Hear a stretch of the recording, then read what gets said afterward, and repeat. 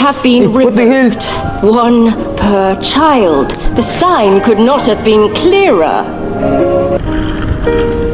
Okay, tulis. Let's go. Wih, gol. Hey, Doraemon aku. Hehe. Aduh, tolonglah. Ah, sudah matilah ni. Ah, dah tak lama dah ni. Oh. Oh, aman tak mati. Oi, gemuk.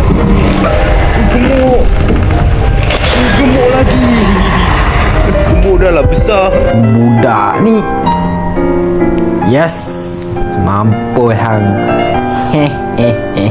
Yang sama yang kita pernah buat ya kepada Johnny yang lain. Okey dah, settle. Dah insem dah. Hadapan dah sertai kami.